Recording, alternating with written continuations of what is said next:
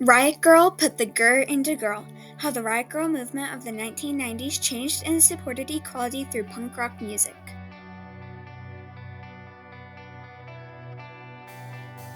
The Riot Grrrl movement of the 1990 punk rock music scene paved a path of equality for girls and the Pride movement.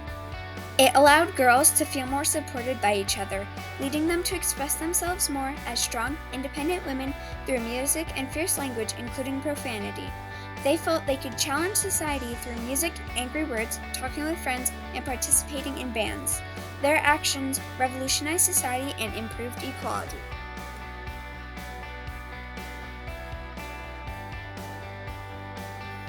The time before the Riot Grrrl movement was very different. Girls were severely limited in what careers they could go into as adults, especially in the different music genres.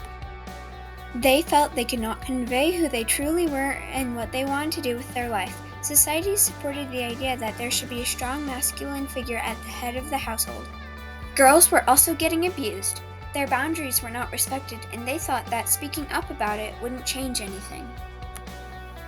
In a 1992 Newsweek article, a portion of it stated, "All girls get harassed. Most learn during adolescence to ignore it, hoping it will end." Society also violently discriminated against the LGBTQ community at the time. Lots of queer girls and boys are being forced to sit in silence about big parts of who they are because that's just the way it is, and F that anyway. All of those conditions led to Riot Grrrl being formed, as the frustrated girls felt the need for an outlet. They created it in the 1990s feminist punk rock scene.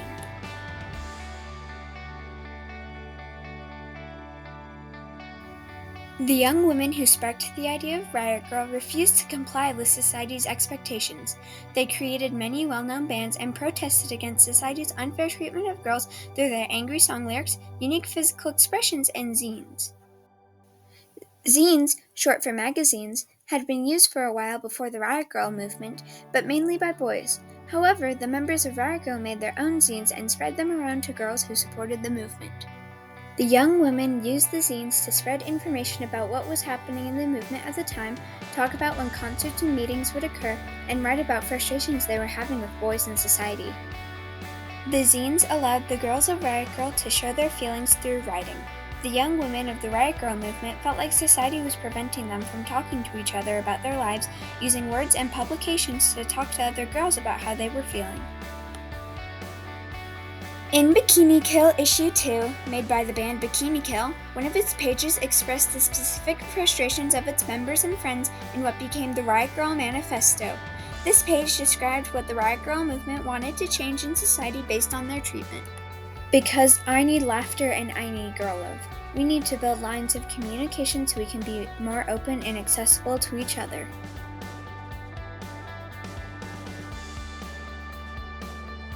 As the Riot Grrrl movement used zines to spread the knowledge that they were unhappy with the way society was treating girls, the movement became more popular.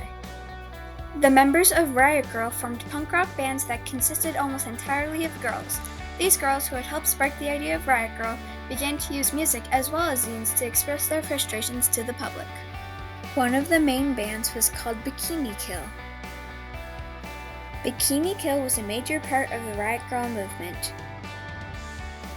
They were a punk rock band formed in Olympia, Washington in 1990. The name of the band originated from a zine that two of the members, Kathleen Hanna and Toby Vale, had been working on to convey their feelings shortly before the creation of the band. Bikini Kill had four main members: Kathleen Hanna, the vocalist and songwriter, guitarist Billy Karen, bassist Kathy Wilcox, and the drummer Toby Vale. Some well-known songs by them are Rebel Girl,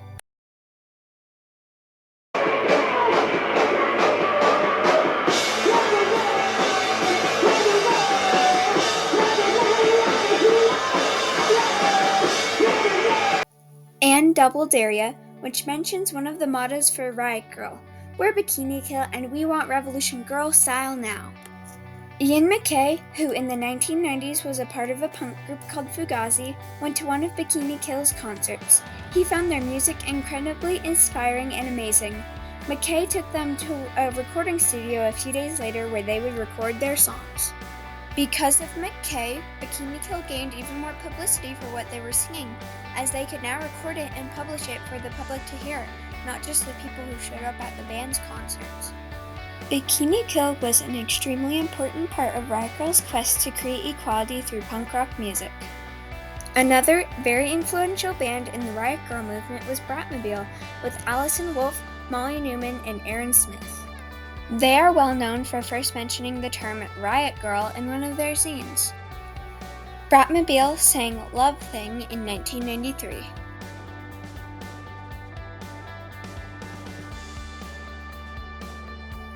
The Riot Grrrl movement was inclusive in many ways but excluded certain groups of people as well. Riot Grrrl was extremely inclusive of queer girls in the movement. At the time, the Pride movement was not well known or supported. They had been dealing with the AIDS epidemic for a decade or so, and homosexual men were continuing to die from the disease without much government support because of the stigma of homosexuality. A large number of women in the Riot Grrrl movement were homosexual, and so one of the many ideals of Riot Grrrl was to be able to express their sexualities freely. They supported their ideals throughout the movement, talking a lot about it in zines, concerts, and songs. The song Rebel Girl by Bikini Kill shows how they conveyed their sexualities through punk rock. When she walks, the revolution's coming. In her hips, there's revolution. When she talks, I hear the revolution. In her kiss, I taste the revolution. As a usual heterosexual girl with lots of queer girlfriends, I am totally aware of the completely straight world we are forced to live in. Thanks to Riot Grrrl, a lot of girls who listened to Riot Grrrl bands realized that it was okay not to be straight, since the bands would sing about it and a lot of them were queer. While many girls from the time of the Riot Grrrl movement agree that it was an amazing and strong all-girl movement, the Cultural Revolution was not as inclusive to some girls as many people believe.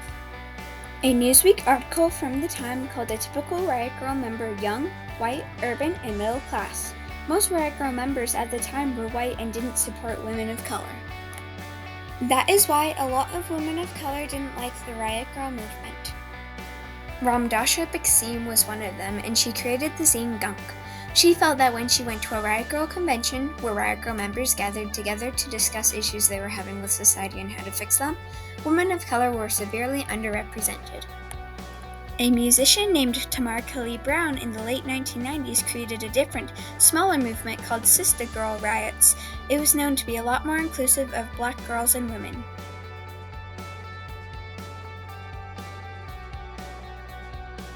The Riot Grrrl movement ended around 1994. This was because of several things, including the grunge wave following Nirvana and the fact that Riot Grrrl wasn't as inclusive of certain groups of people. However, its impact on girls at the time and the punk rock music industry has continued to influence girls' lives. Because of the Riot Grrrl movement, lots of girls today feel confident showing how they want to be as independent, powerful young women. There are a lot more girl bands too, including some such as the Linda Lindas, the Riot Spears, Brutal Mary, Judith Judah, the Regrets, and many, many more who continue to make music echoing that of Riot Grrrl's years ago, but with more inclusive struggles and their own unique sounds. For example, the Linda Lindas sang a song about their struggles living in a racist world.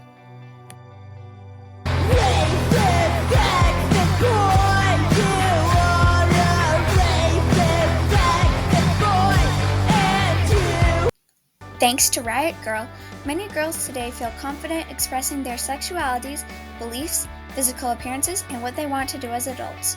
Riot Grrrl's angry music and fierce words paved a path of equality for girls in the Pride movement, putting the Grrr into girls for generations to come.